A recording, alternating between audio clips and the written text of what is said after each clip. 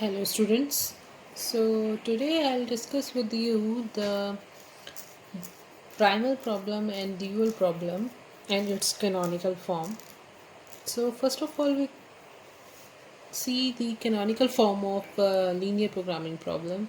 तो जैसे कि हम जानते हैं कि हमारे पास एक स्टैंडर्ड फॉर्म होती है, इसको ही हम कैनोनिकल फॉर्म बोलते हैं। कैसे? एलपीपी की, जिसमें हमारे पास एक मैक्सिमाइजेशन प्रॉब्लम होती है जो कि है C1 x1 + C2 x2 up to Cn xn।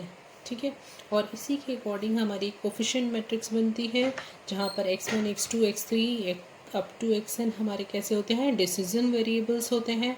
और यहाँ पर हमारे पास क्या होते हैं, बी आईज होते हैं, जिसको हम बी एम मतलब जितनी नंबर ऑफ कंस्ट्रेंट्स हैं उतने ही ये बी आईज होंगे, जो हमारे B1 B2 ये राइट हैंड साइड वाले कॉन्स्टेंट वेक्टर्स होते हैं। ये जो हमारे x1 x2 x3 up to xn है, ये हमारी कैसी होती है, नॉन नेगेटिव डिसीजन वेरिएबल्स होते हैं।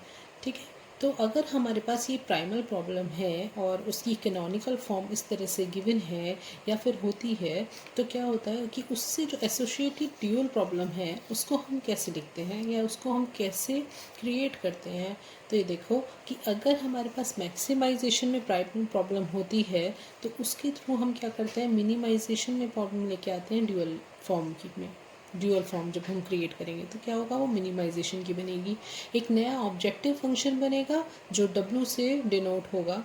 ठीक है, और यहाँ पे वेरिएबल्स कौन से आ जाएंगे, देखो कांस्टेंट टर्म्स वो आ जाएंगी B1 B2 अब तो ये Bm वाले वेक्टर्स आ जाएंगे, और उनके साथ वेरिएबल्स आएंगे जिनको हम बोलेंगे ड्यूअल वेरिएबल्स, जो है y1 y2 up to ym। ये कैसे डिसाइड होंगे, ये ऐसे डिसाइड होंगे कि जितनी नंबर ऑफ हमारी कंस्ट्रेंट्स हैं प्राइमल प्रॉब्लम में, उतने नंबर ऑफ ये ड्यूअल वेरिएबल्स इस ऑब्जेक्टिव फंक्शन में आएंगे। और जो सब्जेक्ट टू कंस्ट्रेंट्स हैं यहाँ पर हमारे पास, वो क्या हो जाएंगी, देखो ये जो कोफिशिएंट मैट्रिक्स है ना, कोफिशिएंट मैट्रिक्स जो होगी वो प्राइमल की ट्रांसपोज करके आएगी। तो मतलब अगर ये हमारे यहाँ पर ए मैट्रिक्स है, ठीक है ना, AIJ, तो यहाँ पर हमारे पास ये कैसी हो जाएगी, A ट्रांसपोज में आ जाएगी। ठीक है, तो जो कोफिशिएंट मैट्रिक्स यहाँ बनेगी वो क्या आ जाएगी, ट्रांसपोज मैट्रिक्स होगी ऊपर प्राइमल प्रॉब्लम की। और इनके साथ वेरिएबल्स कौन से एसोसिएट होंगे, y1 y2 y3, जो ड्यूअल वेरिएबल्स हमने कंसिडर किए हैं। यहाँ पर जो हमारे पास ऑब्जेक्टिव फंक्शन में C1 C2 Cn थे, वो अब इधर आ जाएंगे राइट हैंड साइड में। प्रॉब्लम जो है वो अगर लेस देन इक्वल टू में होती है प्राइमल की, तो ये क्या हो जाएगी, greater than equal to type में आएगी। तो इसका मतलब जब भी हम ड्यूअल फॉर्म करेंगे तो हम क्या करेंगे, उसमें जो हमारी इनइक्वालिटीज़ हैं, जो हमारी कंस्ट्रेंट्स हैं, वो किस फॉर्म में होंगी, ग्रेटर देन इक्वल टू में। ठीक है, जहाँ पर हमारे ड्यूअल वेरिएबल्स जो है वो कैसे हैं, y1 y2 y3 up to ym, जो नॉन नेगेटिव होनी चाहिए। जैसे कि हमारे यहाँ पर x1 x2 x3 xn है, वो भी कैसे थे, नॉन नेगेटिव थे। ठीक है, तो इसके अकॉर्डिंग हम ड्यूअल फॉर्म करते हैं। अब देखो कुछ प्रॉपर्टीज़ होती हैं ड्यूअल फॉर्म की, वो कैसे देखते हैं हम उनको। देखो अभी जो हमने कैनोनिकल फॉर्म पढ़ा वो पढ़ा एक एक्सटेंडेड फॉर्म में। तो अगर मैं इसको समीशन की फॉर्म में देखती हूँ तो क्या हो जाएगा, ये maximum z equal to 1 to n Cj xj। ठीक है, यही जो चीज़ थी, क्या होगा, C1 x1 + C2 x2, ये कहाँ से कहाँ तक जा रहे हैं, 1 to n तक। तो देखो Cj xj, j मेरा कहाँ से कहाँ तक जा रहा है, 1 to n तक। Subject to constraint coefficient matrix AIJ, और xj, j हम जानते हैं कहाँ से जा रहा है, 1 to n तक। ठीक है, ये हमारे पास क्या हो गए, BIs बोलते हैं जिनको हम।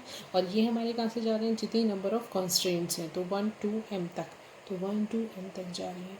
नॉन नेगेटिव हैं सारे के सारे वेरिएबल्स। इसी तरह हम इनका ड्यूअल फॉर्म करते हैं तो क्या हो जाएगा, वो मिनिमाइजेशन में आ जाएगा। और यहाँ पर जो इनइक्वालिटीज़ हैं, कंस्ट्रेंट्स हैं, वो ग्रेटर देन इक्वल टू में बन जाएंगी। देखो यहाँ ध्यान देने वाली बात है कि जो हमारी कोफिशिएंट मैट्रिक्स है वो अब क्या हो जाएगी, वो अब हो जाएगी यहाँ से 1 to m में जा रही है, तो यहाँ पर इसका ट्रांसपोज होगा। तो जब हम क्वेश्चंस करेंगे तब देखते हैं कि किस तरह से ये कन्वर्ट हो जाती है।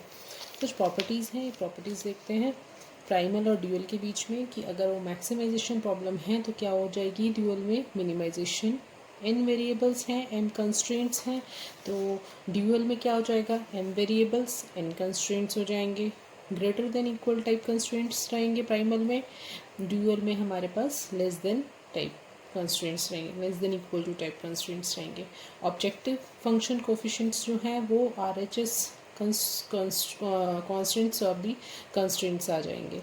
तो इस तरह से ये कुछ प्रॉपर्टीज़ हैं जिनको हम फॉलो करेंगे जब हम ड्यूअल फॉर्म करेंगे। यहाँ पे एक टर्म आएगी अनरेस्ट्रिक्टेड की, तो जब क्वेश्चन करेंगे तब मैं आपको एक्सप्लेन करूँगी कि अनरेस्ट्रिक्टेड वेरिएबल्स को हम कैसे डिफाइन करते हैं। ओके।